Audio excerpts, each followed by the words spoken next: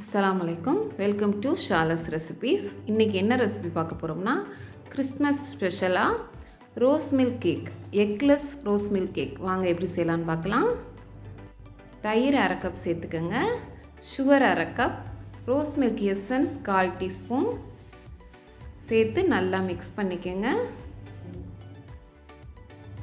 அந்த சுகர் கரையிற வரை நல்லா மிக்ஸ் பண்ணிக்கிறணும். இப்போ நம்ம ட்ரை இன்க்ரீடியன்ட்ஸ் சேர்த்துடலாம். ஒரு சல்லடையில் 1 cup maida, baking powder 1 teaspoon, baking soda 1/2 teaspoon, ஒரு பிஞ்ச் சால்ட்டு போட்டு நல்லா சலிச்சுக்கோங்க. இந்த மாதிரி சலிச்சுக்கிறணும்.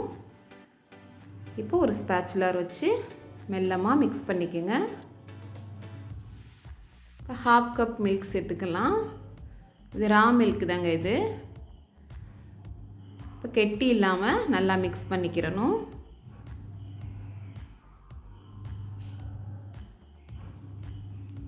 இதில் 1/4 கப் ஆயில் சேர்த்துக்கிறேன்.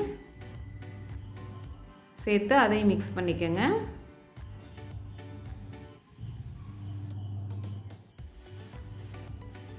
மிக்ஸ் பண்ணியாச்சு. நம்ம பேட்டர் இப்போ தயாராகிடுச்சு.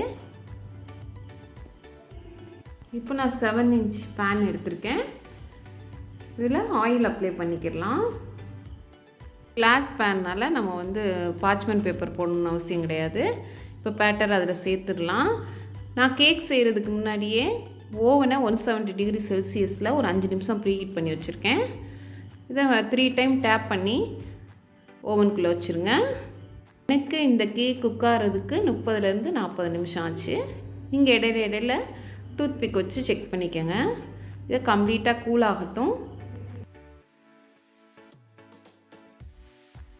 கேக்கு மேலே ஊற்றுறதுக்கு நம்ம ஒரு மில்க் சிரப் ரெடி பண்ண போகிறோம். மில்க் மேட் 1/4 கப், காய்ச்சின பாலை நல்லா ஆற வச்சு அதில் ஒரு 1/2 கப் சேர்த்துக்கோங்க. 1/4 டீஸ்பூன் ரோஸ் மில்க் எசன்ஸ் சேர்த்து நல்லா மிக்ஸ் பண்ணிக்கோங்க.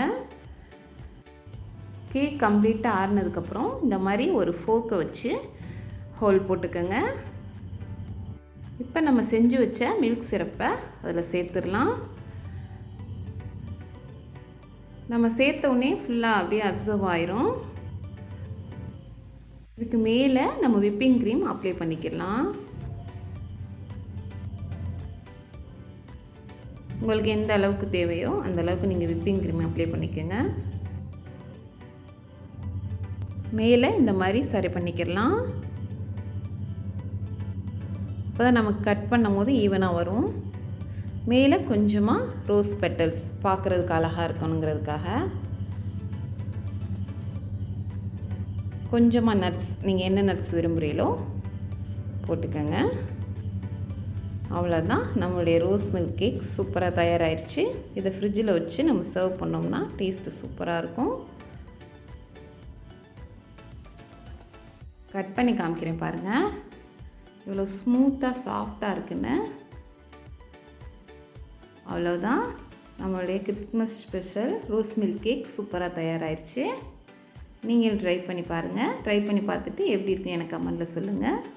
நம்மளுடைய ரோஸ் சிரப்பை ஊற்றி சர்வ் பண்ணுங்கள், நல்லாயிருக்கும் டேஸ்ட்டு. நல்லா க்ரீமியாக சாப்பிட்றதுக்கு அவ்வளோ டேஸ்ட்டாக இருந்துச்சுங்க. ட்ரை பண்ணி பாருங்கள். தேங்க்ஸ் ஃபார் வாட்சிங். பாய்.